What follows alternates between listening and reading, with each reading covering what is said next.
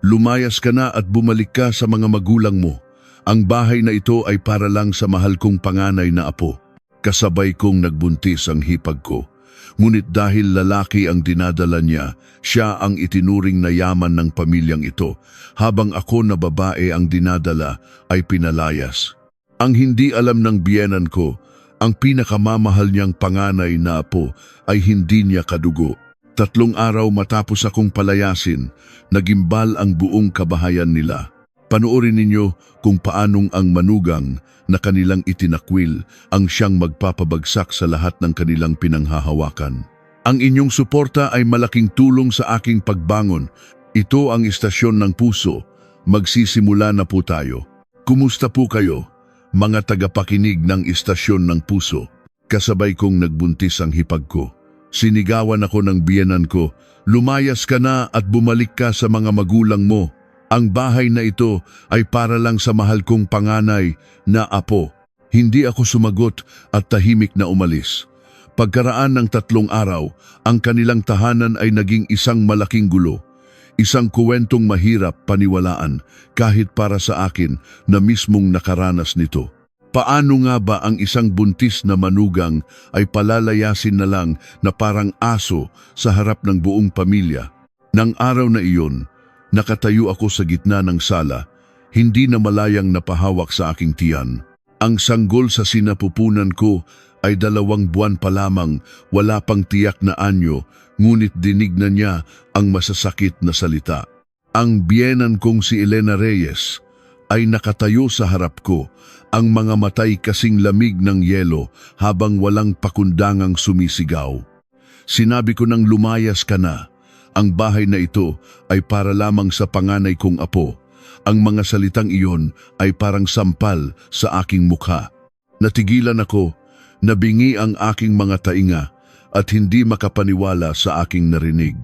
Sa tabi, sa sofa, nakaupo ang hipag kong si Isabel, dahan-dahang hinihimas ang malaki na niyang tiyan na may ngiti ng tagumpay sa kanyang mga labi.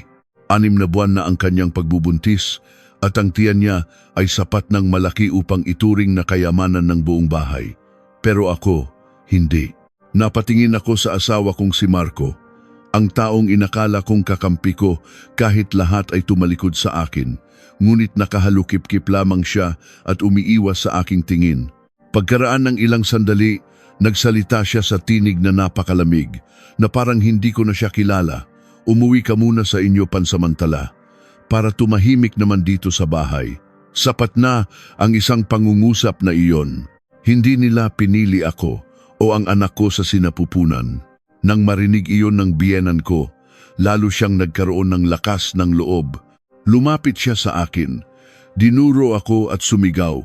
Sa tingin mo ba lalaki ang mailuluwal ng isang babaeng tulad mo? Wala kaming perang pampakain sa 2 palamunin. Sa sandaling iyon, parang piniga ang puso ko. 2 palamunin. Ganoon ang turing ng biyenan ko sa akin at sa sarili niyang apo, ang dugong dapat sana'y magpapatuloy ng kanilang lahi. Ang hangin sa silid ay bumigat. Ang mga kamag-anak na nakaupo sa paligid ay walang imik. Tinitingnan ako na may halong awa at pag-uusisa. At si Isabel patuloy sa paghimas sa kanyang tiyan na may bahagyang ngiti na parabang lahat ng ito ay nararapat lamang.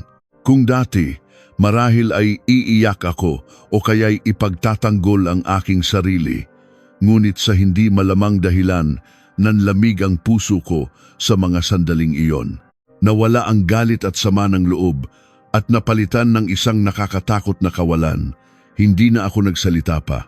Tahimik akong tumalikod at pumasok sa aming kwarto. Nang maisara ko ang pinto, saglit akong tumayo at pinagmasdan ang pamilyar na silid. Ang lugar na inakala kong magiging kanlungan ko habang buhay. Ngunit ngayon, bawat sulok nito ay tila banyaga sa akin. Binuksan ko ang aparador, kumuha ng ilang damit at inilagay sa isang maliit na maleta. Hindi ako nagdala ng marami, hindi na rin naman kailangan. Mula sa labas, rinig ko pa rin ang boses ng biyenan ko, sinasadyang lakasan para marinig ko. Mas mabuti nang paalisin agad ang ganyang klaseng tao, kaysa naman mag-alaga tayo ng pabigat. Bahagya akong napangiti. Isang ngiting hindi ko na rin makilala. Nang matapos akong mag-impake, kinaladkad ko ang maleta palabas.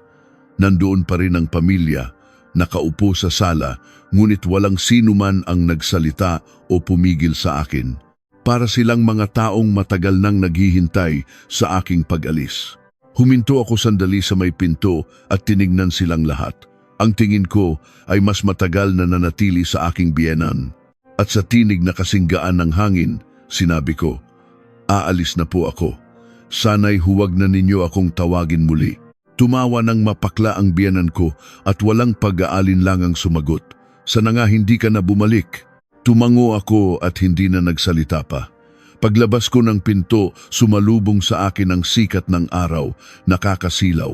Ngunit kakaiba, hindi ako nakaramdam ng init. Ang puso ko ay puno ng lamig. Naglakad ako ng hindi lumilingon. Hindi dahil mahina ako, kundi dahil alam kong may mga lugar na kapag nilisan mo na, hindi mo na kailangang balikan pa. Ngunit ang hindi nila alam, ang taong kanilang pinalayas sa araw na iyon ay ang siyang magpapaluhod sa buong pamilya sa takot pagkaraan lamang ng 3 araw. Nang makaalis ako sa bahay na iyon, doon ko napagtanto, kung hindi ko ikukuwento ang lahat mula sa simula, hindi maiintindihan ng iba kung paano nakatiis ang isang babae ng ganoon katagal. Marami ang nagtanong sa akin sa hinaharap, kailan ba nagsimulang maging ganito kagulo ang lahat? Ang totoo, hindi ito nagsimula sa araw na dinuro ako ng biyenan ko at pinalayas. Matagal na itong nabubuo, mula pa sa araw na pumasok ako sa buhay may asawa.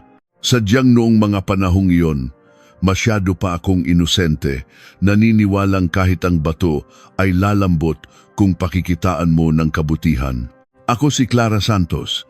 Nagtatrabaho ako bilang accountant sa isang maliit na construction company.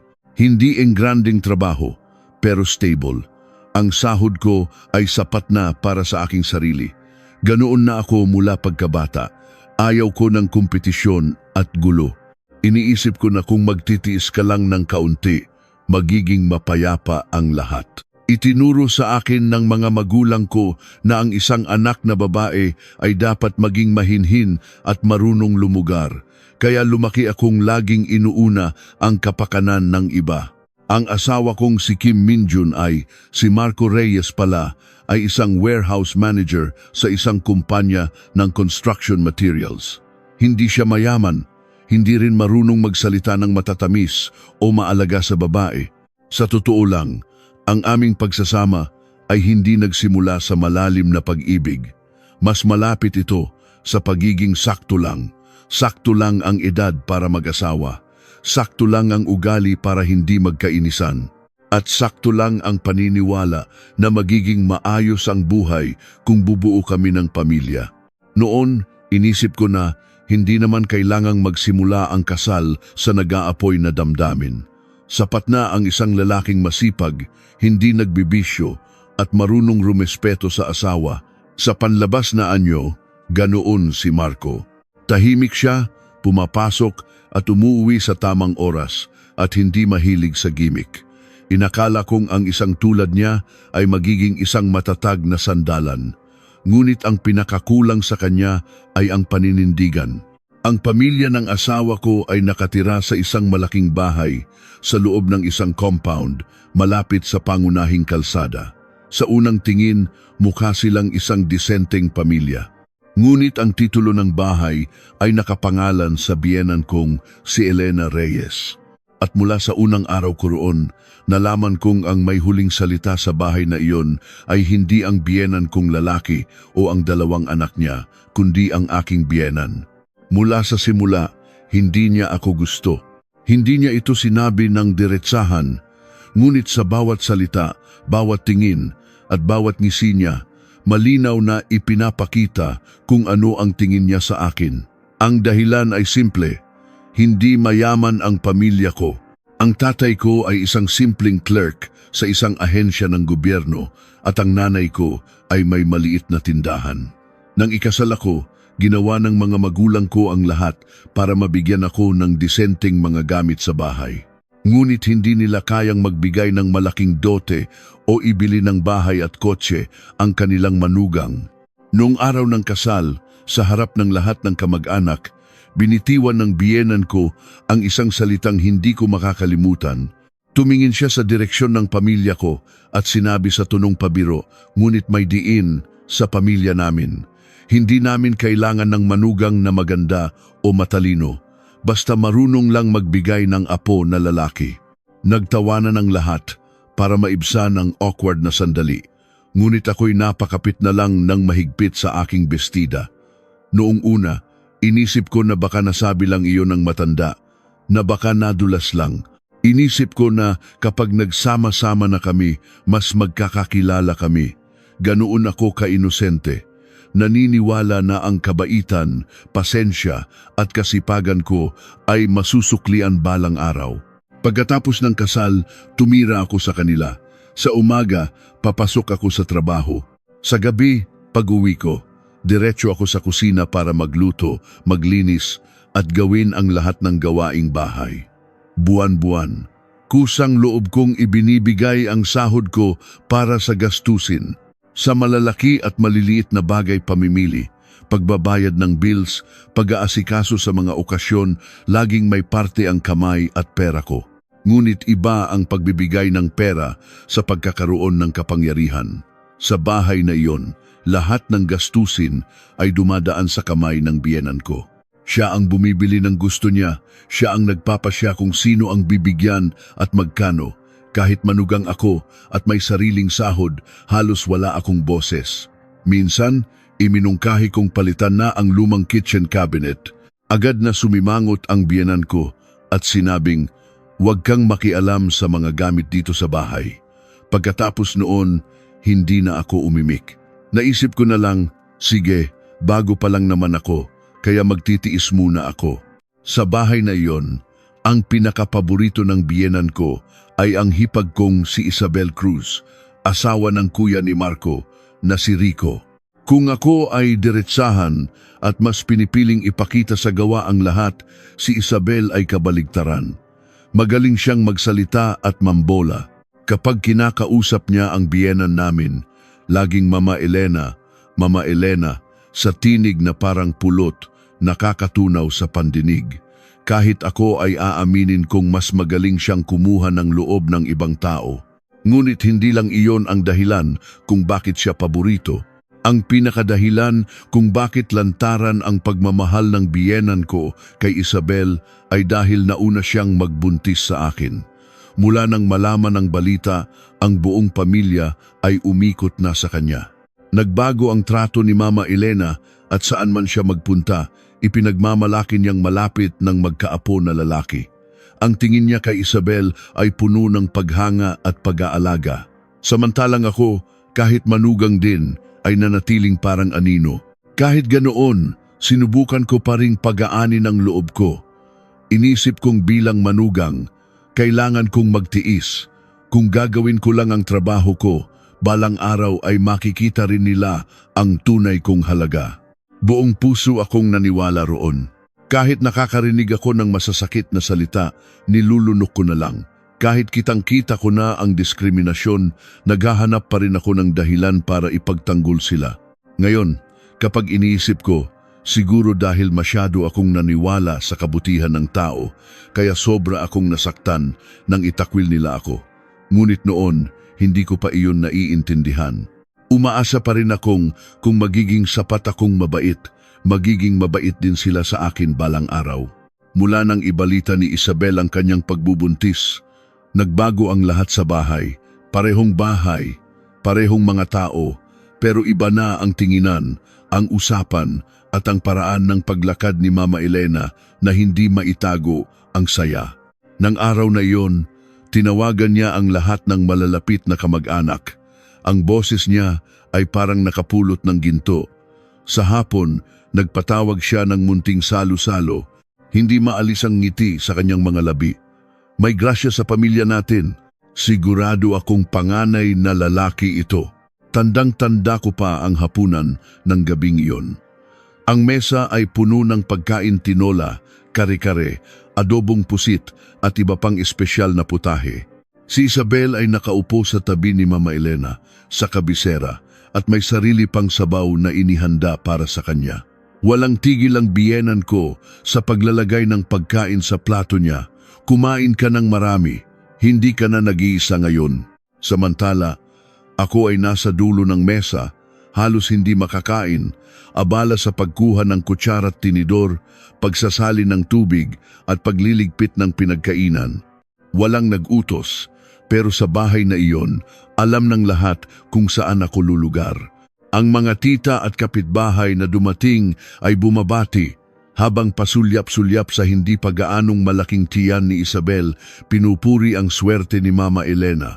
May isang nagsabi pa ng harapan, sa tindig ni Isabel, siguradong lalaki yan. Kapag nagkaroon na ng panganay na lalaki, magiging matatag na ang pamilya. Sa narinig, abot tenga ang ngiti ng biyenan ko.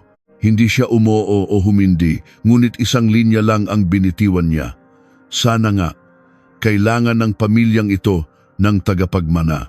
Hindi ng kung ano-ano lang. Nakahawak ako sa kubyertos, ngunit ang bawat salita ay parang tinik sa aking lalamunan. Noong mga panahong iyon, hindi pa ako buntis.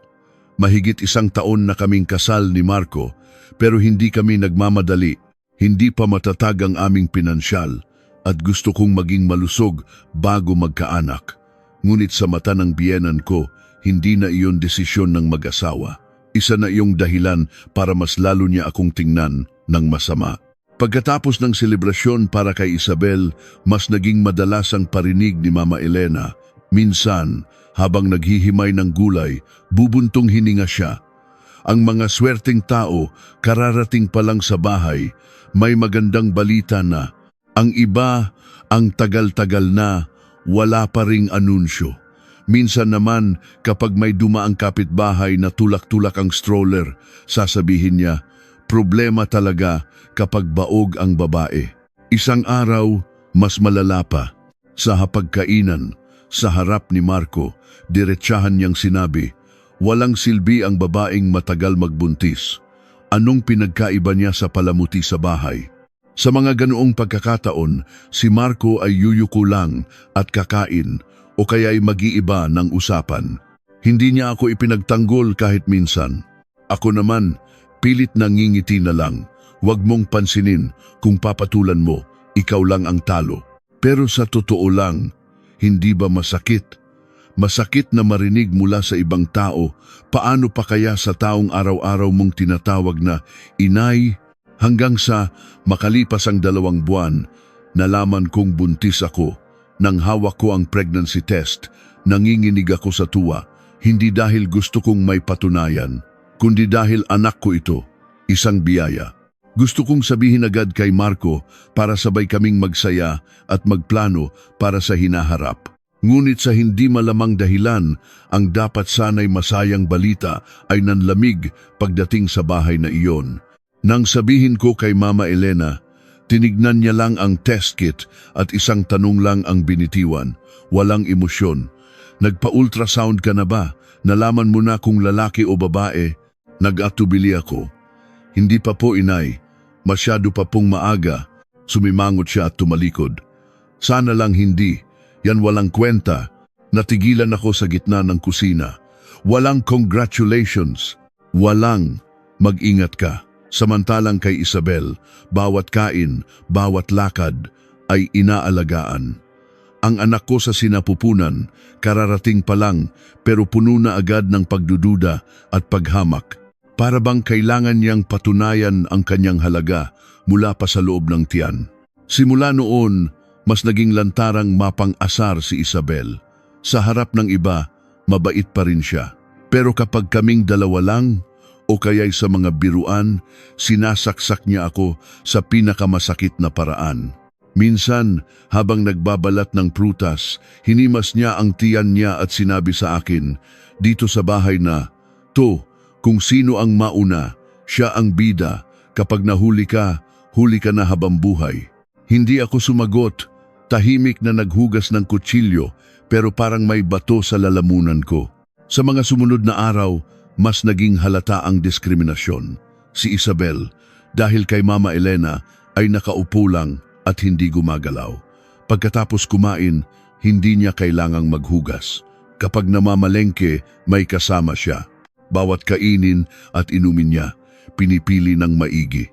Samantalang ako, kahit buntis din, kailangan ko pa ring magtrabaho tulad ng dati at mas marami pa. Dahil kailangang mag-ingat ni Isabel, lahat ng gawaing kusina ay ipinasa sa akin. Si Isabel, masela ng pagbubuntis. Ikaw, nagsisimula ka pa lang, huwag kang masyadong maarte. Isang gabi, pag-uwi ko, sobrang pagod ko. Masakit ang lalamunan ko at naninigas ang puson ko. Naglakas loob akong sabihin kay Mama Elena na magpa-deliver na lang kami ng pagkain. Nang marinig niya iyon, sumimangot siya at sumigaw. Akala mo ba espesyal ka dahil buntis ka? Gusto mong magpahinga? Ako, 4 ang iniluwal ko. Pero sa umaga namamalengke ako, sa gabi nagluluto at sa hating gabi naglalaba. Ikaw, nagsisimula ka pa lang. Kung umarte ka, akala mo kung sino. Nakatayo lang ako, hindi pa naibababa ang bag ko, namumula ang mga mata. Si Marco, nakaupo sa sala, narinig ang lahat pero nanatiling tahimik. Si Isabel, umiinom ng gatas para sa buntis sa sofa, sumulyap sa akin at bumalik sa ginagawa na parang walang kinalaman sa lahat. Dahil sa mga pangyayaring iyon, unti-unti kong natanggap ang isang masakit na katotohanan. Sa bahay na ito, ang anak ko sa sinapupunan, bago pa man isilang, ay itinuring ng talunan. Nang matanto kong itinuturing na talunan ang anak ko bago pa man siya isilang, nagsimula akong tingnan ang lahat sa bahay na iyon sa ibang paraan. Hindi na ako ang inosenteng babae na nagtitiis at umaasa. Nagsimula kong makita ng mas malinaw ang bawat patutsada, bawat kilos na tila simpleng-simple ngunit may nakatagong kalkulasyon. Simula noon, naging lantaran na ang pagtrato sa akin ni Mama Elena. Lahat ng masusustansiyang pagkain ay para kay Isabel. Tuwing umaga, ipinagluluto siya ng biyenan ko ng espesyal na sabaw tulad ng tinola na may malunggay. Sa tanghali, mayroon siyang sabaw na may halong mga halamang gamot. Sa gabi, mayroon siyang imported na gatas para sa buntis. Kahit ang mga prutas ay pinipili, yung pinakamamahalin. Pag-uwi niya galing palengke, maingat niyang ilalapag ang mga pinamili at tatawagin si Isabel. Isabel, halika, tikman mo itong ubas at peras na binili ni Mama. Kapag buntis ka, kailangan mong kumain ng masasarap para maging malusog ang anak mong lalaki. Ako, kahit buntis din at manugang, ay nasa isang sulok lang, naghuhugas ng bigas, naghihimay ng gulay at nagluluto na parang katulong. Hindi ko naman hinangad na alagaan nila ako tulad ni Isabel. Ang pinakamasakit ay ang napakalinaw na pagkakaiba na hindi na ito nagkataon lang kundi sinasadya. Isang beses, pag-uwi ko, dumaan ako sa botika para bumili ng bitamina at iron supplement para sa buntis. Madalas na kasi akong nahihilo.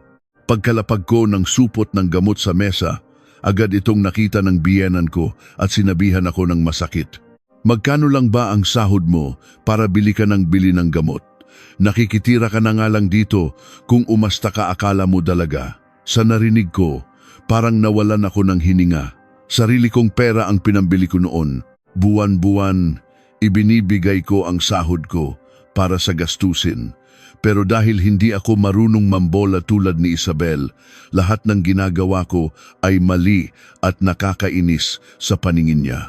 Pareho kaming manugang pero isa ay itinuturing na yaman at ang isa ay pabigat.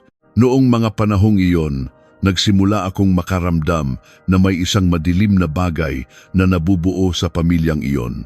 Hindi na ito simpleng galit lang, parang isang plano na may tiyak na layunin.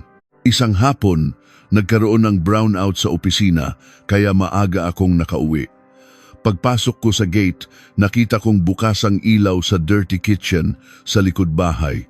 Narinig ko ang boses ni Mama Elena at Isabel na nag-uusap. Papasok na sana ako nang mapahinto ako sa sinabi ng biyenan ko. Ang boses niya ay mahina pero malinaw at puno ng kalkulasyon. Ang bahay na ito kailangan nating protektahan para sa panganay nating apo. Hindi ito pwedeng mapunta sa iba. Natigilan ako sa labas ng pinto. Sumunod ang boses ni Isabel, malambing ngunit may pagmamalaki. Huwag po kayong mag-alala, Mama Elena. Alam ko po yun. Hindi ko hahayaang mawala ang para sa akin. Nagpatuloy ang biyenan ko. Mas malinaw ngayon. Ang mga ari-arian dito, kailangan nating ayusin. Huwag nating hayaang makisawsaw ang mga walang kwentang tao. Nakatayo lang ako roon. Nanlalamig ang mga kamay. Dati, akala ko kaya lang siya kumakampi kay Isabel ay dahil sa bulag na paniniwala niya sa apo niyang hindi pa isinisilang. Pero hindi lang pala iyon. Sa isip ng biyenan ko, ang issue ng apo, ang pagtrato sa mga manugang ay matagal nang konektado sa issue ng pera at pag-aari. Hindi ko na kailangang marinig pa kung sino ang tinutukoy niyang walang kwentang tao. Simula noon, mas naging mapagmatsyag ako. At habang mas nagmamasid ako, napansin ko ang pagbabago ni Marco. Dati, kahit paano, tinatanong niya kung kumusta ako, kung kumain na ba ako. Pero ngayon, halos umikot na lang siya sa paligid ni Mama Elena at Isabel. Kapag nagrereklamo ang biyenan ko, napagod na siya sa pag-aalaga kay Isabel, abalang-abala si Marco sa pagbili ng kung ano-ano para sa kanila. Samantalang ako, na nagdadalang tao ng anak niya, kahit lagnatin, dadaan lang siya sa kwarto at magtatanong, nakainom ka na ba ng gamot? At aalis na. Ang agwat sa pagitan naming mag-asawa ay nagsimulang lumaki. Ang pinakamasakit ay hindi ang kawalan niya ng pakialam, kundi ang piling kawalan ng pakialam. Alalang-alala siya sa pagbubuntis ni Isabel. Sinusunod ang lahat ng utos ng nanay niya, pero lahat ng tungkol sa akin ay ipinapaubaya niya sa akin. Isang gabi, sa hapagkainan, hindi na ako nakatiis sa paulit-ulit na kwento ni Mama Elena tungkol sa panganay na apo. Pagpasok namin sa kwarto, tinanong ko si Marco, paano kung babae ang maging anak natin? Nakahawak siya sa cellphone, sandaling natahimik at sumagot sa malamig na boses, mas maganda kung lalaki. Pero kung hindi, wala namang problema. Tinitigan ko siya. Kanino walang problema? Sa'yo o kay inay? Naiinis niyang pinatay ang screen at tumalikod. Huwag kang ang nega. Ang ibig kong sabihin, anak ko pa rin yan. Pero siyempre, mas matutuwa si inay kung lalaki. Iyon lang. Sa pandinig, parang walang masama. Pero alam ko, hindi siya kailanman naging kakampi ko. Pinili niya lang ang pinakamalumanay na salita para patahimikin ako. Sa puso niya, ang nararamdaman pa rin ng nanay niya ang pinakamahalaga. Sa mga salitang iyon, nagising ako sa katotohanan. Sa bahay na ito, hindi lang ako nag-iisa sa pagitan ni Mama Elena at Isabel. Sa loob mismo ng pagsasama namin, mag-isa lang ako. At ang pangyayaring hanggang ngayon ay nagpapanginig sa akin ay nangyari isang Sabado ng umaga. Inutusan ako ni Mama Elena na kunin ang basket ng gulay sa kusina. Si Isabel ay malapit sa lababo. May kaunting tubig sa sahig, sapat na para makadulas. Si Isabel ay maselan sa kalinisan, kaya kapag may natatapong tubig, pinupunasan niya agad. Pero ng araw na iyon, nang makita niya akong papasok, tumabi siya, sumenyas ng mabilis at yumuko na parang may pinupulot. Sa paghakbang ko, nadulas ako at bumagsak. Agad kong nayakap ang tiyan ko, pero naramdaman ko ang matinding kirot sa puson. Napaupo ako sa malamig na sahig. Ang puso ko ay kumakabog ng malakas at ang isip ko ay blanko.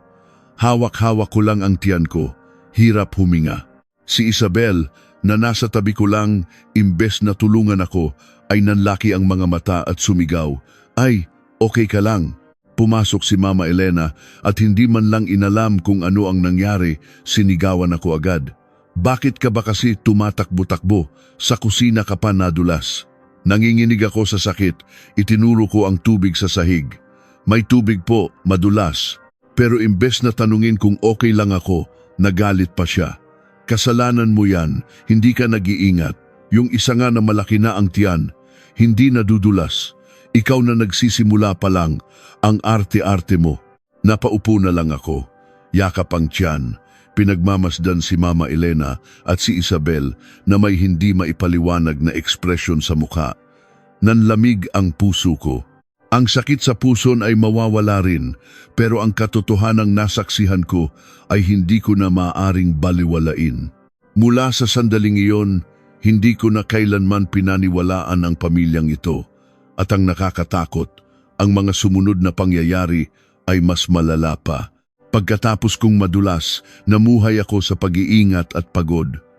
Paminsan-minsan ay kumikirot ang puson ko, kaya kinabukasan, hindi ako pumasok at bumalik sa ospital. Wala akong sinabihan, maliban kay Marco na sinabi kong gusto ko lang makasiguro. Sige, sabi niya, at hindi na nagtanong pa. Si Mama Elena naman, kung aalis ka, bilisan mo. Tambak ang trabaho dito, ang malamig niyang sabi. Mag-isa akong pumunta sa ospital. Sa hallway ng OBGYN, nakita ko ang ibang mga buntis na may kasamang asawa o nanay. May nag-aabot ng tubig, may tumutulong umupo. Bigla, nangilid ang luha sa mata ko. Hindi dahil mahina ako, kundi dahil doon ko lang naramdaman kung gaano kalungkot ang isang buntis na walang kamay na mahahawakan sa oras ng pangangailangan. Sinuri ako ng maigi ng doktor. Mabuti na lang hindi nakaapekto ng malubha sa sanggol ang pagkakadulas ko. Kailangan ko lang daw magpahinga, iwasan ang stress at mag-ingat. Doon lang ako nakahinga ng maluwag. At habang tinitingnan ang resulta ng ultrasound, ngumiti ang doktor. Malusog ang baby mo, isang magandang prinsesa. Tinitigan ko ang itim at puting screen, ang maliit na anyo na mahimbing sa loob ng aking sinapupunan. Hindi ko napigilang umiyak. Prinsesa ko, anak kong babae. Sa hindi malamang dahilan, lumambot ang puso ko. Walang pagkadismaya, sapat na sa akin na malusog at ligtas ang anak ko. Nagtagal pa ako sa hallway, nakahawak sa tiyan at nangako sa sarili, kahit anong isipin nila, ikaw ang pinakamahalagang regalo sa akin.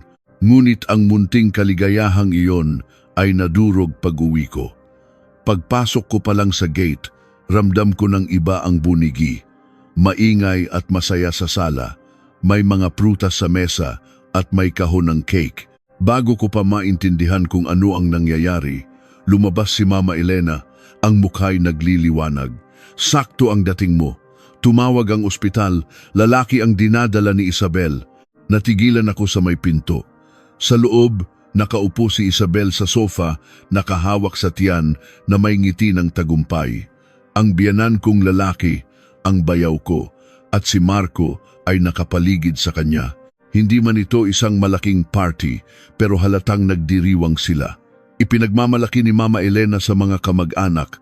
Sabi ko na nga ba, sa tulis ng tiyan niya, siguradong panganay na lalaki yan.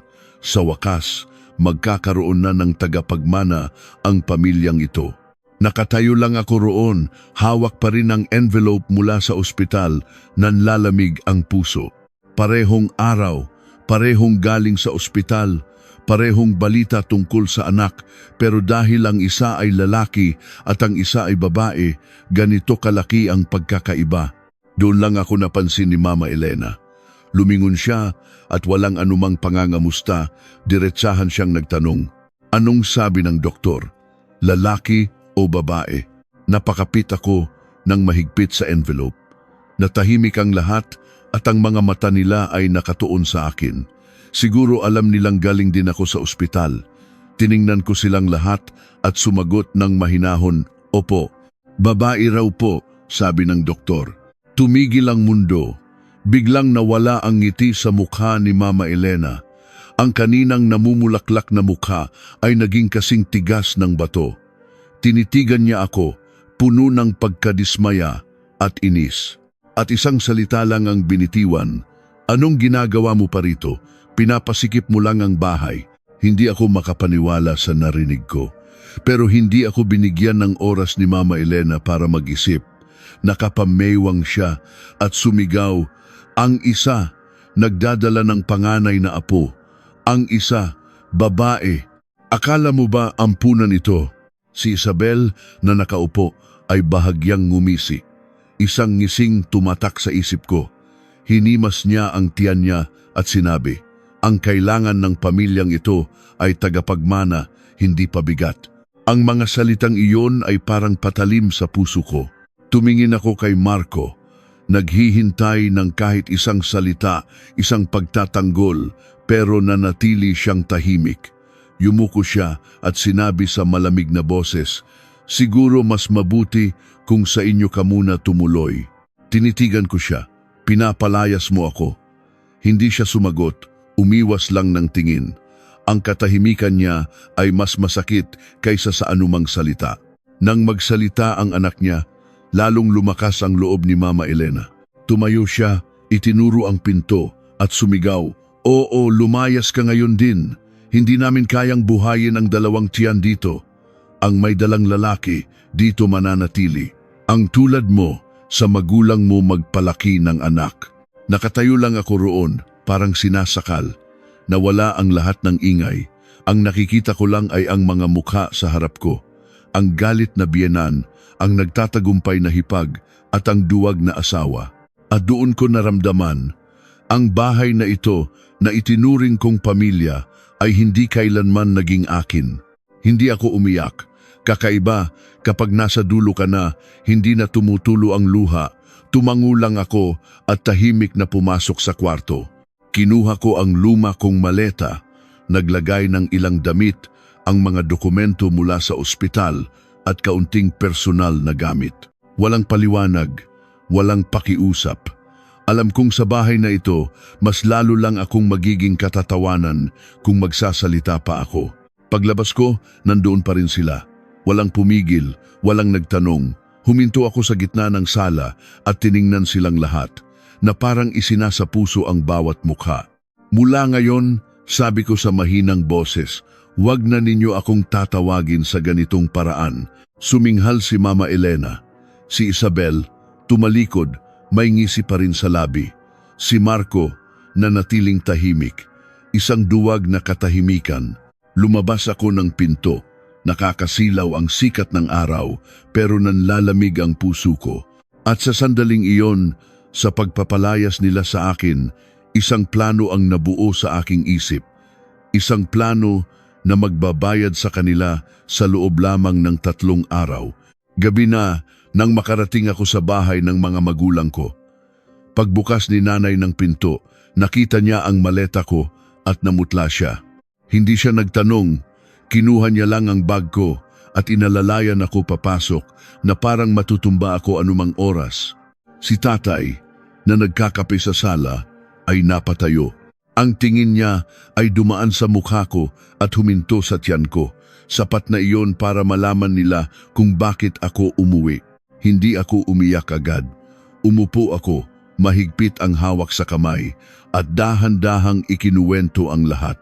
Mula sa pagkakadulas ko, sa pag-alam na babae ang anak ko, at sa lahat ng sinabi nila. Si nanay ay namumula na ang mata.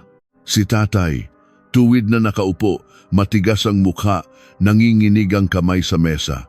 Tahimik si tatay, pero kapag galit, mas lalo siyang hindi umiimik. Nang matapos ako, pinunasan ni nanay ang luha niya. Anak, paano nila nagawa yan sa'yo? Sabi niya, garalgal ang boses. Matagal bago nagsalita si tatay. Mababa ang boses niya, pero mabigat. Mula ngayon, ito na ang bahay mo. Wala nang pwedeng magpalayas sa'yo. Sa isang pangungusap na iyon, nangilid ang luha ko. Buong araw akong nagpigil, pero sa sinabi ni tatay, parang nakahanap ako ng sandalan. Nagmamadaling nag-init si nanay ng sabaw at naghain ng pagkain. Pinilit niya akong kumain at uminom ng gatas. Ang abalang pagkilos niya ay nagpalambot sa puso ko. Ang pakiramdam na may nag-aalala, may nag-aalaga matagal ko nang hindi naramdaman. Nang gabing iyon, nahiga ako sa dati kong kama. Maliit lang ang kwarto, luma ang mga gamit, pero ang amoy ng araw sa kumot, ang tunog ng electric fan, ang yabag ni nanay sa labas lahat ay nagpakalma sa akin. Hinawakan ko ang tiyan ko at ibinulong sa anak ko na wala na kami sa bahay na iyon. Pero pagpikit ko, nagulo ang isip ko. Ang mga salitang narinig ko ay paulit-ulit na tumutusok sa akin. 9:00 ng gabi, tumunog ang cellphone ko. Nanlamig ako. Hindi si Marco, hindi si Mama Elena. Ang bayaw kong si Rico ang tumatawag. Si Kuya Rico. Natigilan ako. Mula nang mapangasawa ko si Marco, si Kuya Rico ang pinakatahimik sa kanila. Hindi siya masama, pero hindi rin siya naging kakampi ko. Kaya ang tawag niya ay kakaiba at nakakabahala. Nag-alinlangan ako, pero sinagot ko. Ilang segundo ng katahimikan. Tapos, ang boses niya, garalgal, Clara, alam mo ba kung sino ang laging kausap ni Isabel ngayon? Napatayo ako. Isang biglaan at hindi inaasahang tanong. Kuya, bakit mo na itatanong? Muling katahimikan. Pagkatapos, sa mahinang boses, sinabi niya, pakiramdam ko, hindi sa akin ang dinadala niyang bata. Natigilan ako. Kung ilang araw lang ang nakalipas, iisipin kong away mag-asawa lang yon. Pero dahil sa lahat ng naranasan ko, sa paraan ng pagtrato nila kay Isabel, ang mga salitang iyon ay may bigat. Narinig ko ang malakas na kabog ng dibdib ko. Hindi ako sumagot agad. Huminga ako ng malalim. May ebidensya ka ba, kuya? Tumawa siya ng mapakla.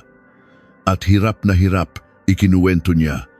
Nagbago raw ang kilos ni Isabel nitong mga huling buwan at laging dala ang cellphone kahit sa banyo. Dati, lahat ng problema, kahit sa pera, ikinukwento niya. Ngayon, lahat ay sikreto. Minsan, sa hating gabi, lumalabas siya sa veranda para mag-text. Minsan, ginagamit niyang dahilan ang pagpunta sa OBGYN pero gabi na umuuwi. Akala niya noong una, paglilihi lang. Pero habang tumatagal, lumalakas ang kutob niya. At doon, bumagsak ang boses niya. Isang linggo raw ang nakalipas, nasilip niya ang cellphone ni Isabel. Hindi niya nakita lahat, pero bago ito agawin ni Isabel, malinaw niyang nabasa ang isang pangalan, Victor Imperial. Nanindig ang balahibo ko, Victor Imperial. Ang pangalan na iyon ay parang karayom na tumusok sa isang bagay na matagal ko nang iniisip pero hindi ko masabi. Hindi ko siya personal na kilala, pero alam ko mula sa best friend kong si Bea na isa siyang bigating negosyante sa real estate. Mayaman, makapangyarihan, at kilalang babaero. Napakapit ako sa cellphone. Isang alaala ang bumalik sa isip ko. Minsan, nakipagkita ako kay Bea sa isang coffee shop malapit sa opisina niya. Habang naghihintay, nakita ko sa salamin si Isabel na dumaan. Nakasuot ng malaking sombrero at mask, mabilis siyang sumakay sa isang itim na sedan. Binaliwala ko lang iyon. Pero ngayon, ang maliit na alaalang iyon ay biglang nagkaroon ng kahulugan. Nawala ako sa sarili.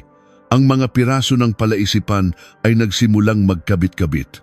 Ang sobrang pagmamalaki ni Isabel, ang bulag na pagkampi ni Mama Elena, ang lalaking dinadala niya. At ngayon, ang pangalang Victor Imperial. Hindi na ito nagkataon lang. Mula sa kabilang linya, narinig ko ulit ang boses ni Kuya Rico Paos. Kung hindi sa akin ang batang yan, nag-aalaga kami ng isang bombang sasabog anumang oras. Napapikit ako. Sa puso ko, hindi na lang galit ang nararamdaman ko. Ito ay isang malamig at malinaw na damdamin. Alam kong mula sa sandaling ito, mag-iiba na ang takbo ng lahat. May pagkakataon ako, pero sa pagkakataong ito, hindi ako magpapadalos-dalos. Kailangan ko ng pruweba. At higit sa lahat, hindi ako magmamadali. Halos hindi ako nakatulog ng gabing iyon. Habang nakahiga sa dati kong kwarto, ang isip ko ay puno ng pangalang Victor Imperial. Kung dati, baka sinabi ko sa sarili kong nag-overthink lang ako. Pero hindi na ngayon. Ang lahat ng naranasan ko sa bahay na iyon ay nag-ugnay-ugnay na. Kinaumagahan, maaga akong nagising. Habang nagluluto si nanay ng lugaw, nakaupo lang ako sa kama, nakatitig sa cellphone. Binuksan ko ang contacts ko, nag-alinlangan sa pangalan ni Bea at pinindot ang call button. Si Bea, ang pinakamatalik kong kaibigan mula kolehiyo. Siya ay nagtatrabaho sa isang malaking real estate company at madalas niyang makasalamuha ang mga negosyante tulad ni Victor Imperial. Agad niyang sinagot ang tawag. "Clara, napatawag ka?" Ang aga pa Hindi ako nagpaligoy-ligoy. Ikinuwento ko ang usapan namin ni Kuya Rico at ang hinala ko. Natahimik ang kabilang linya. Ang katahimikan na yon ang nagpakaba sa akin. Alam kong hindi tsismosa si Bea. Ang pananahimik niya ay nangangahulugang hindi ito imahinasyon ko lang. Maya-maya, bumuntong hininga siya. "Clara, ayoko sanang makialam dito, pero dahil nagtatanong ka na, hindi kita pwedeng isnabin." Napakapit ako sa cellphone. "Totoo," sabi ni Bea. "May karelasyon si Mr. Imperial na may asawa. Hindi ito alam ng lahat, pero hindi rin ito ganap na sikreto. Ang balita ko, buntis daw yung babae." Napapikit ako. Kahit handa na ako, nanindig ang balahibo ko. Binuksan ko ang cellphone ko, kinuha ang family picture namin at sinend kay Bea ang picture ni Isabel. Wala pang 1 minuto, may reply. Siya nga. Nakatulala lang ako. Wala nang duda. Ang sanggol na itinuturing na yaman ni Mama Elena, ang sanggol na dahilan kung bakit ako pinalayas, ay posibleng walang ni isang patak ng dugo ng mga Reyes. Nagkwento pa si Bea ng ilang detalye. Minsan daw, biglang kinansela ni Victor Imperial ang isang mahalagang meeting para lang umalis. Ang kanyang sekretarya ay palihim na nag-aasikaso ng ilang personal na gastusin. At may mga bulong-bulungan na may inaalagaan siyang buntis sa labas. Hindi pa ito matibay na ebidensya, pero sapat na para sa akin. Makalipas ang 10 minuto, tumawag ulit ang cellphone ko. Si Mama Elena, pero hindi na ako natakot. Sinagot ko, "Kailan ka pupunta dito para ayusin ang papeles mo? Huwag kang maging pabigat sa ari-arian ng pamilya. Lahat ng ito ay para sa apo ko." Kung dati, magmamakaawa ako, pero ngayon, may malamig na damdamin na lang. "Inay," sabi ko, "ingatan niyo na lang po, yang mahal ninyong apo." Natahimik siya. "Anong sabi mo? Nangaasar ka ba?" "Hindi po, sinasabi ko lang na ingatan niyo dahil napakahalaga niyan." Nagmura siya, pero hindi ko na pinakinggan. Pinatay ko ang tawag. Doon ko napansin, hindi nanginginig ang kamay ko. Sa unang pagkakataon, hindi ko na siya kinatatakutan. Nang hapong iyon, si Kuya Rico mismo ang pumunta sa bahay namin. Gusot ang damit, maputla at hindi ahit. Hindi na siya ang dating kalmadong bayaw ko, para siyang tumanda ng ilang taon. "Hindi ako naparito para manggulo," sabi niya. "Gusto ko lang makipag-usap." Dinala ko siya sa likod bahay. "Clara, kung tutulungan mo akong ilabas ang katotohanan, tutulungan kitang makuha ang hustisya." Tinitigan ko siya. Sa unang pagkakataon, nakita ko sa mga mata niya ang desperasyon. "Hindi kita tinutulungan, kuya," sabi ko. "Tinutulungan ko ang sarili ko." Natahimik siya. Siguro, naintindihan niya. Hindi na ito tungkol sa panloloko ng asawa niya. Ito ay tungkol sa pagtataboy sa akin, sa pagyurak sa pagkatao ko para sa isang sanggol na hindi naman pala sa kanila. Kung totoo ang lahat, ang ginawa nila sa akin ay sila mismo ang nagdala ng kamalasan sa kanilang sarili. Hindi ko sinabi kay Kuya Rico ang plano ko, pero alam ko na kung ano ang gagawin ko. Hindi ako mag-iiskandalo. Hahayaan kong ang katotohanan mismo ang lumabas, sa harap ng lahat ng taong tuwang-tuwa nang palayasin ako. Dahil alam ko, kapag may matibay na akong ebidensya, ang perpektong pamilyang pinanghahawakan nila ay guguho sa isang iglap. Pag-alis ni Kuya Rico, hindi na ako mapakali. Alam kong hindi sapat ang hinala lang. Kailangan kong makita mismo. Kailangang makita niya mismo. Kinagabihan, nag-text si Kuya Rico. Sabi ni Isabel, pupunta siya sa OB, pero iba ang suot niya. Pwede ka ba? Nagpaalam ako kay nanay na makikipagkita lang sa kaibigan. Naghihintay si Kuya Rico sa kanto, sa luma niyang kotse. Maputla, namumula ang mata. Sinabi niyang 10 minuto nang nakaalis si Isabel papunta raw sa isang ospital sa kabilang bayan. Sinundan namin siya. May sapat na distansya. Ang taxi na sinakyan ni Isabel ay hindi huminto sa ospital. Kumana nito papunta sa isang lugar na puno ng mga mamahaling hotel na tahimik kaming dalawa. Alam namin kung ang isang buntis ay nagsinungaling na pupunta sa ospital pero sa hotel ang diretsyo, hindi na ito simpleng hinala. Huminto ang taxi sa harap ng isang magarang hotel. Naunang bumaba si Isabel. Hindi na siya ang mabagal at maingat na buntis sa bahay. Nakasuot siya ng maluwag na bestida pero naka-makeup, nakaayos ang buhok at may pulang lipstick. May suot siyang pulseras na hindi ko pa nakikita sa kanya. Ilang segundo lang, isang itim na sedan ang dumating. Bumaba si Victor Imperial. Kahit handa na ako, nanlamig ako nang makita siya. Lumapit siya kay Isabel at ngumiti ito. Isang ngiting malambing, malayo sa mataray na ngiti niya sa akin. At sa harap mismo namin, kumapit siya sa braso ni Victor Imperial. Isang kapit na pamilyar, hindi formal. Sa tabi ko, narinig kong nagngangalit ang mga ngipin ni Kuka Rico. Akma siyang bababa, pero hinawakan ko ang braso niya. Huwag, lumingon siya. Namumula ang mata. Gusto mong panoorin ko lang sila? Kuya, sabi ko, ang kailangan mo ay katotohanan, hindi gulo. Kung susugod ka, simpleng away lang yan. Pero kung kakalma ka, makakakuha tayo ng ebidensyang hindi nila matatakasan. Natigilan siya. Kinuha ko ang cellphone ko at sinimulang mag-video. Nanginginig ang kamay ko, pero sinubukan kong i-focus. Kinuhanan ko sila habang papasok sa lobby, habang nagbubulungan, hanggang sa pumasok sila sa elevator.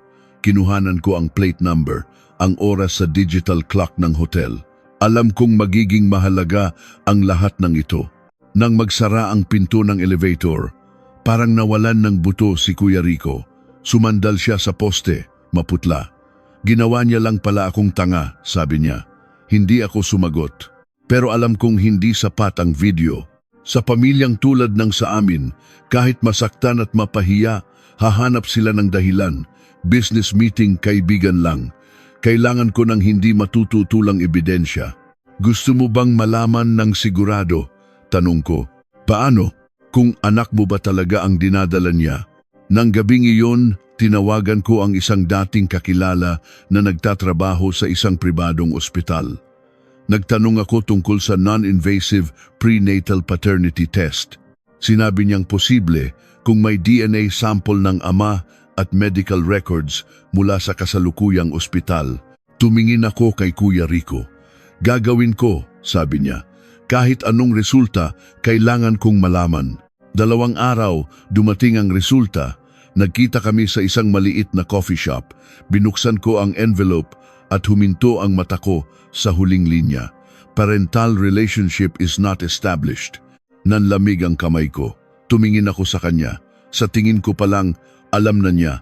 Inagaw niya ang papel at habang binabasa, namutla siya. Bigla siyang napaupo, nanginginig ang kamay. Ang pamilya natin, sabi niya, nag-alaga pala ng anak ng iba? Tinitigan ko siya. May awa pero mas nangingibabaw ang lamig sa puso ko. Hindi lang nag-alaga, kuya, sabi ko. Pinalayas pa nila ang taong nagdadala ng tunay nilang kadugo. Tumingin siya sa akin. Tiniklop ko ang resulta, isinilid sa bag kasama ng video. Hindi ko ito ilalabas agad. Hindi ko gustong sa likod ng saradong pinto lang sila mapahiya. Gusto kong ang isang atake na ito ay sapat na para masaksihan ng lahat ng taong tuwang-tuwa nang palayasin ako ang pagguho ng kanilang pamilya. Pagkatapos makuha ang video at resulta ng DNA test, nanahimik ako. May mga atake na kapag masyadong maaga, bibigyan mo lang sila ng pagkakataong magdahilan at baliktarin ang sitwasyon. Pero kapag sa tamang oras, sa tamang lugar, kapag nasa tuktok sila, isang tama lang, wala na silang kawala. Sa bahay nila, parang walang nangyari. Si Mama Elena nagyayabang pa rin. Malapit nang lumabas ang panganay na apo ko, kailangan nating maghanda ng malaking binyag. Ang mga kapitbahay, bumabati at siya naman, lalong lumalaki ang ulo.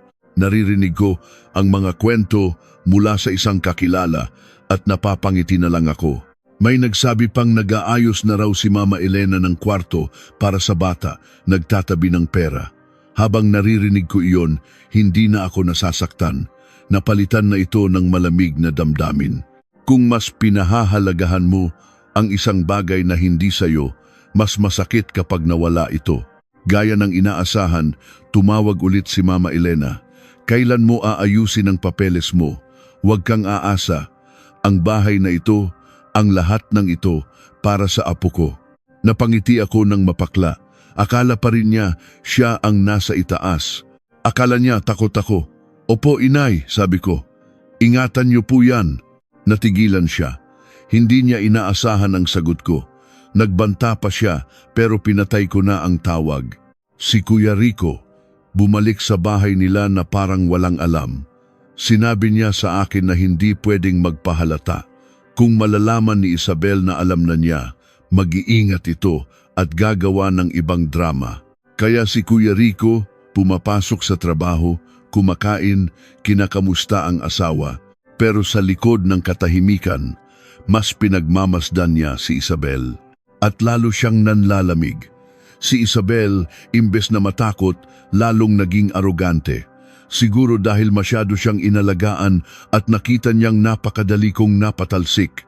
Minsan daw, sa hapunan, habang hinahainan ni Mama Elena ng tinola, sinabi ni Isabel, Mama Elena, dapat sa anak ko, ipamana ang bahay na to, ha? Kanino pa ba? Natahimik daw ang lahat. Si Mama Elena, imbes na mainis, tumawa pa. Aba, oo naman. Sa panganay na apo, mapupunta ang lahat. Habang ikinukwento iyon ni Kuya Rico, nanindig ang balahibo ko. Ang babaeng iyon. Ginawang entablado ang buong bahay. Ang nakakatakot ay hindi ang kasakiman niya, kundi ang katotohanang alam niyang anak ng iba ang dinadala niya. Pero kampante siyang nakaupo, kumakain ng pagkain nila at nakikinig sa planong ipamana sa anak niya ang yaman ng pamilya. Si Marco, pagkatapos ng ilang araw, hindi na rin nakatiis. Siguro naramdaman niyang may nagbago o naintindihan niyang hindi normal na away ang nangyari. Tumawag siya isang gabi. Clara, pwede bang bumalik ka na? Galit lang si inay noon. Mahirap din yang nandyan ka sa inyo. Babalik para ano? Tanong ko. Natahimik siya. Babalik para mag-alaga ng anak ng iba? Narinig ko ang pagtigil ng hininga niya. Ano? Anong pinagsasabi mo? Umuwi ka, sabi ko. Tanungin mo si inay at si ate Isabel. Baka hindi ako ang huling ginawang tanga sa bahay na yan. At pinatay ko ang tawag. Hindi siya tumawag ulit. Pero alam kong naitanim ko na ang unang butil ng pagdududa. Nagkita kami ulit ni Kuya Rico. Nagpakita siya ng mga bagong litrato ni Isabel na may kasamang ibang lalaki sa kotse. Pinagtagpi namin ang mga piraso ng katotohanan. Hindi namin ito inilabas agad. Inihanda ko ang lahat, ang video, ang resulta ng test, ang mga text messages. Alam kong ang pamilyang ito ay importante ang reputasyon.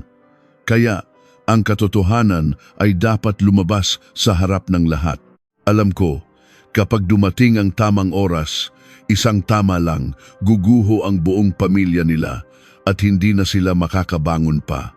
2 araw pagkatapos ng huli naming pagkikita ni Kuya Rico, nagsimulang umusad ang mga pangyayari. Isang hapon, tumawag ang kakilala ko. Naghahanda ang mga Reyes. Birthday daw ni Isabel sa linggo, pero ang totoo, ipagyayabang daw nila yung apo. Napatulala ako. Ito na ang oras. Alam kong hindi palalampasin ni Mama Elena ang pagkakataong ito. Ang tiyan ni Isabel ay hindi na lang basta pagbubuntis. Ito na ang kanyang karangalan, ang kanyang ipagmamalaki. Gabi nag-text si Kuya Rico. Tumatawag na si inay sa mga kamag-anak. May party daw sa linggo. Hindi ba naghihinala si ate Isabel? Tanong ko. Hindi. Tuwang-tuwa pa nga. Napangiti ako ng malamig. Kapag ang isang tao ay masyadong kampante sa kanyang tagumpay, doon siya nagiging pabaya. Ilang araw, inayos ko ang lahat. Kinopya ko ang video, ang resulta, ang mga litrato sa cellphone, sa email, sa USB at nagprint pa ako. Ayoko nang maging padalos-dalos. Alam kong ang mga taong tulad nila, kapag may nakitang butas, aatakihin ka at babaliktarin ang lahat. Napagdesisyonan kong kailangang dumating si Victor Imperial. Kung wala siya, baka sabihin pa nilang gawa-gawa ko lang ang lahat. Sa tulong ni Bea, nakuha ko ang email ng sekretarya niya.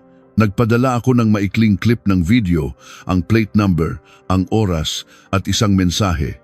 Kung ayaw ninyong lumaki ang isyung ito, pumunta kayo sa address na ito sa linggo ng hapon.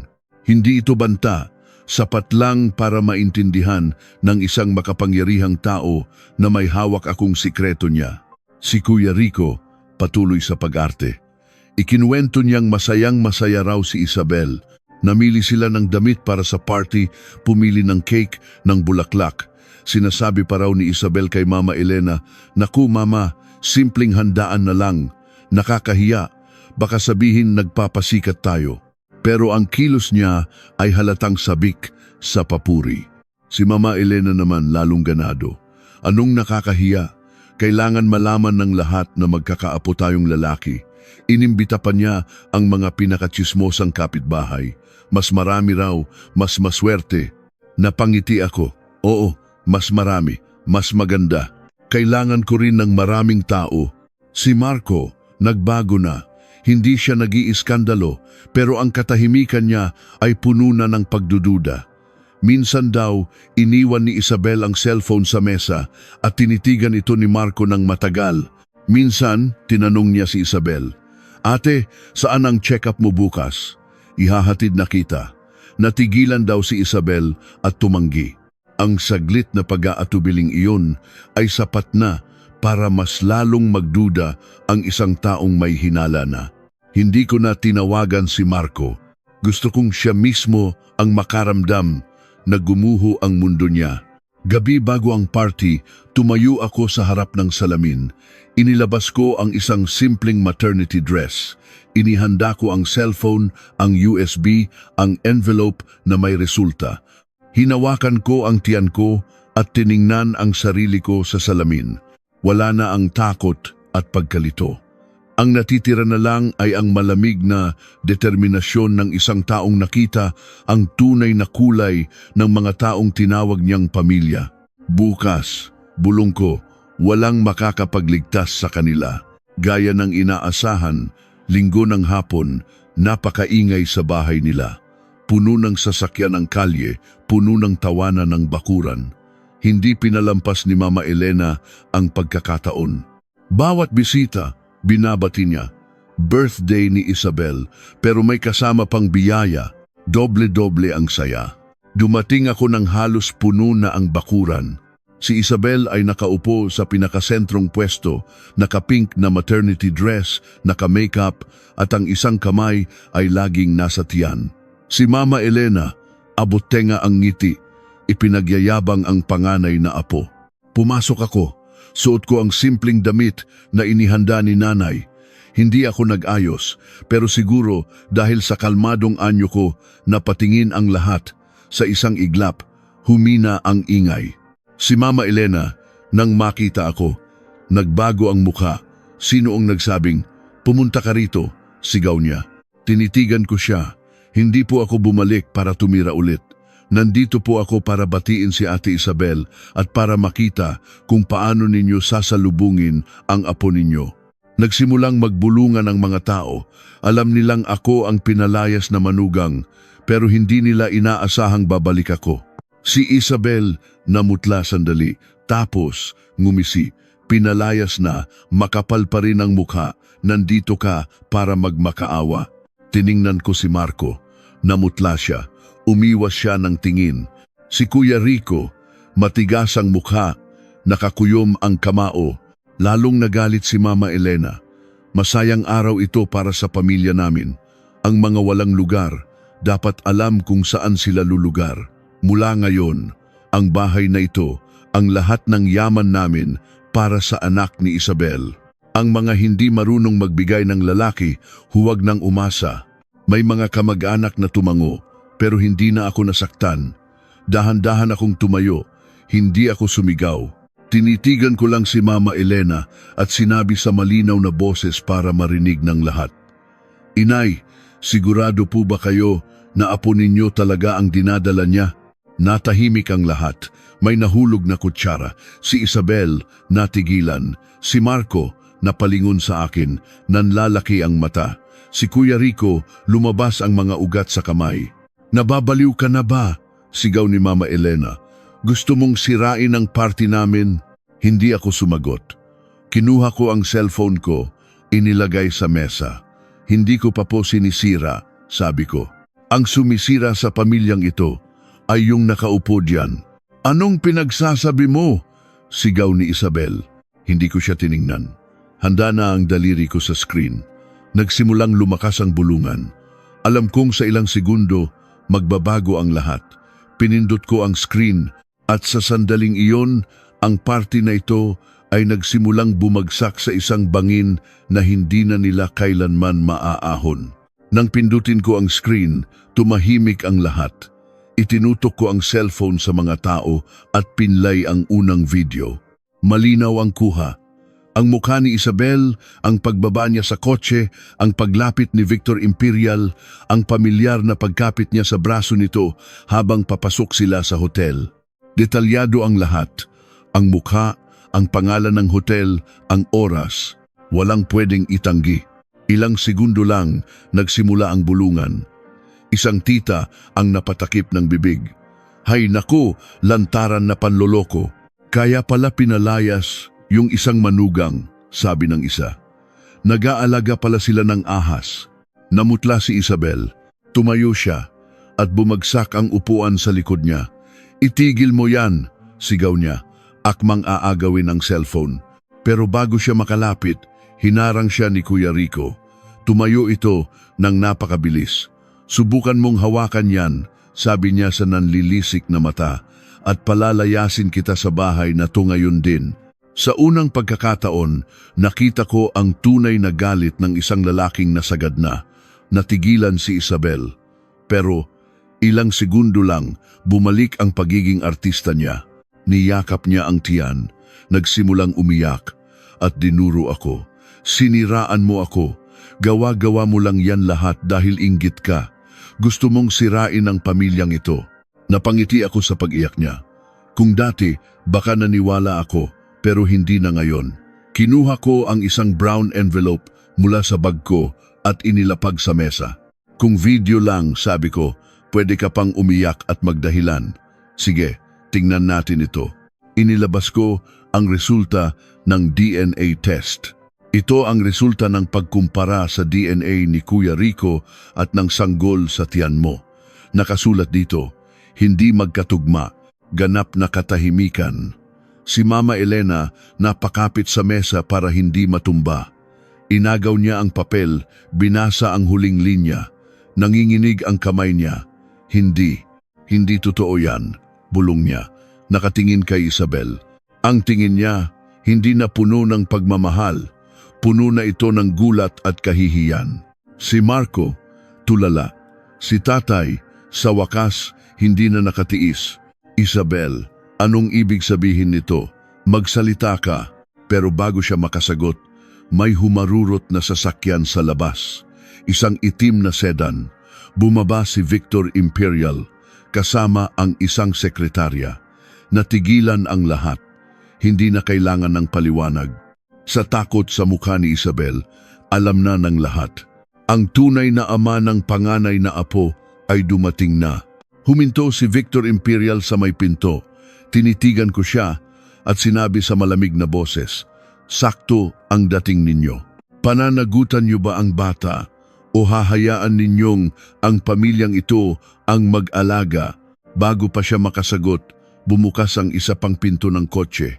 Isang babae na nasa mid-40s, nakapormal na damit, ang bumaba, ang asawa ni Victor Imperial.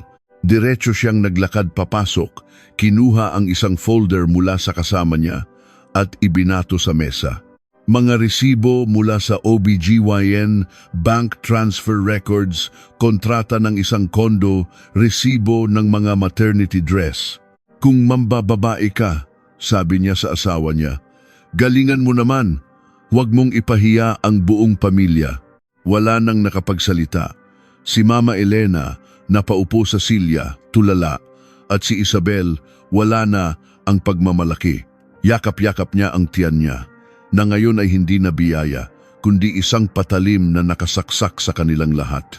Sa isang iglap, ang sanggol na itinuring nilang yaman ay naging simbolo ng kanilang kahihiyan. Pagkatapos ibato ng asawa ni Victor Imperial ang mga dokumento, ang bahay ay nabalot ng nakabibinging katahimikan. Wala ng tawanan, wala ng selebrasyon. Mga mapuputlang mukha na lang at mga matang nakatitig kay Isabel. Inakala kong iiyak siya at magmamakaawa.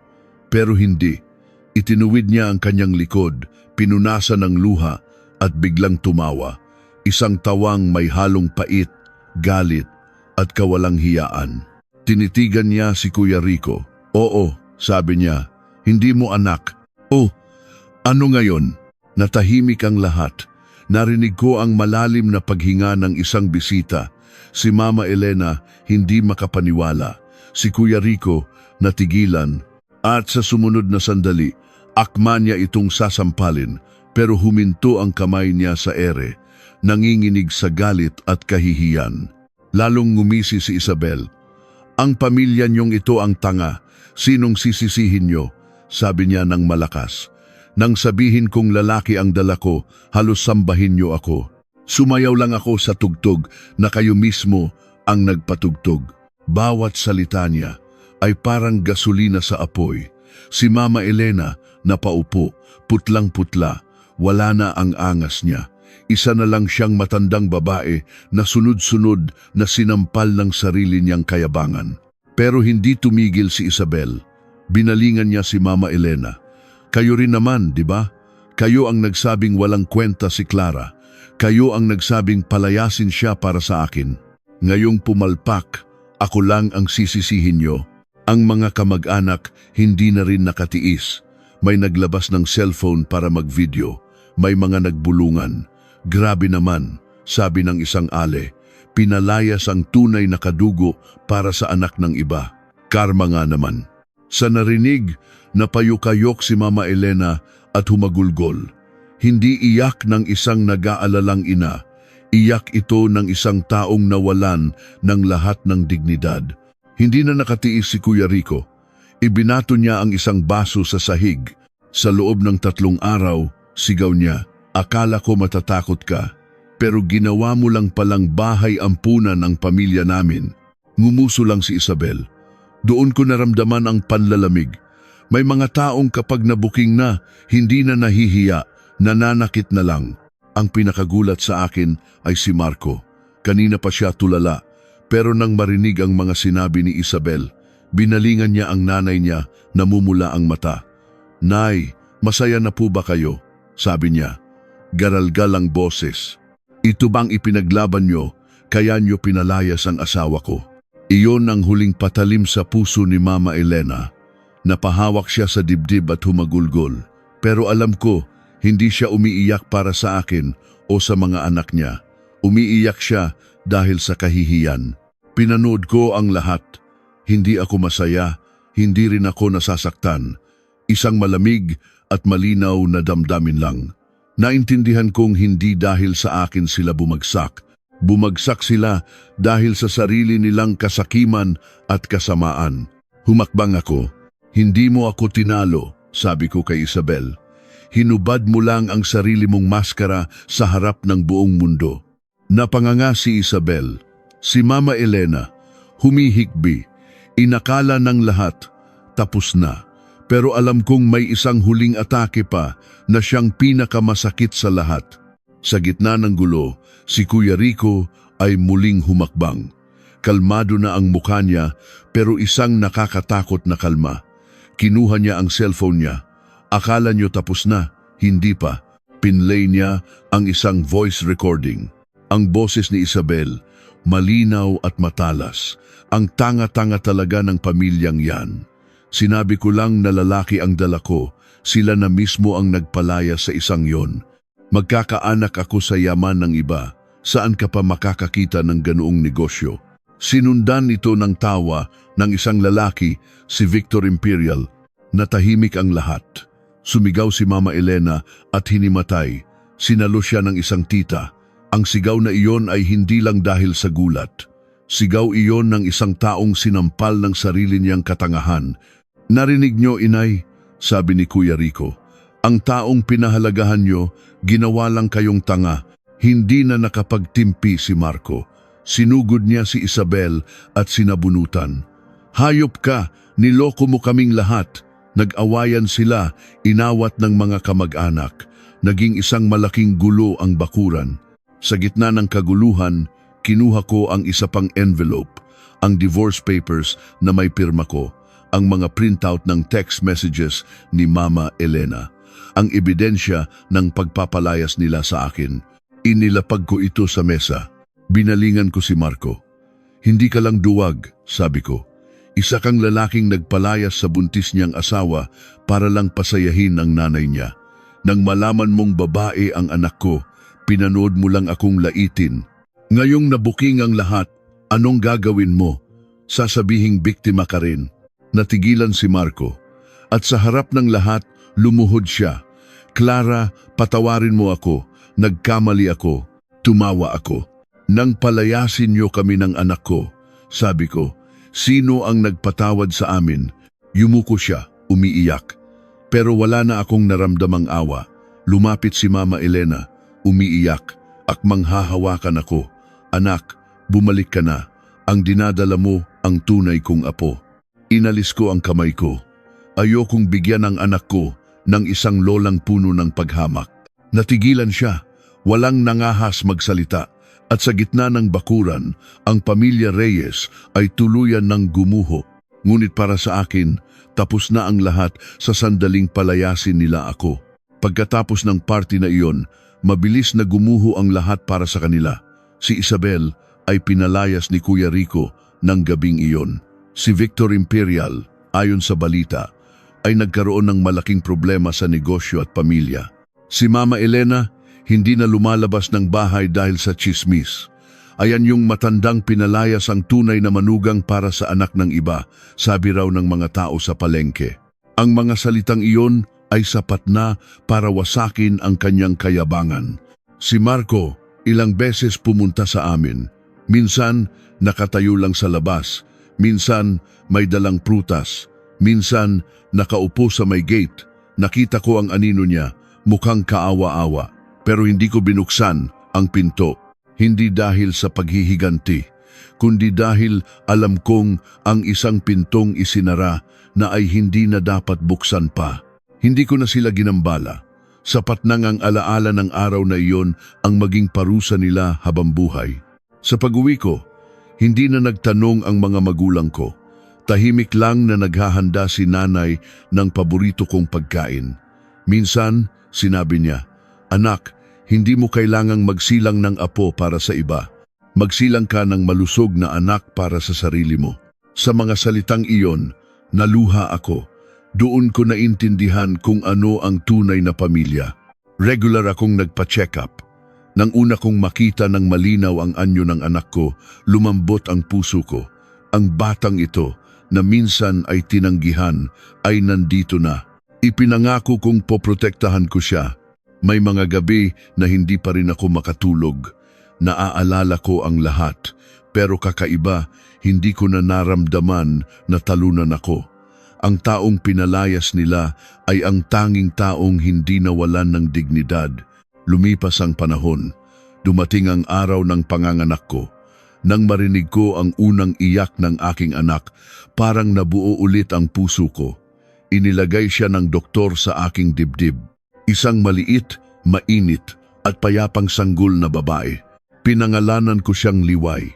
Hindi dahil espesyal ang pangalan, kundi dahil sa tuwing tatawagin ko siya, maaalala kong ang kapayapaan ng kalooban ang pinakamahalagang bagay. Isang tahanang walang sumbatan, walang kalkulasyon, walang paghamak. Hanggang dito na lang po ang aking kwento. Walang engrandeng tagumpay, walang paghingi ng tawad. Naiwan lang ang bawat isa sa kanila na dala-dala ang kanilang mga pagkakamali. At ako, umalis kasama ang aking anak, taglay ang nag-iisang bagay na hindi nila maaagaw sa akin. Nang palayasin nila ako, akala nila isang walang kwentang manugang lang ang kanilang itinapon. Ang totoo, ang itinapon nila ay ang nag-iisang taong nanatiling mabait sa kanila hanggang sa huli.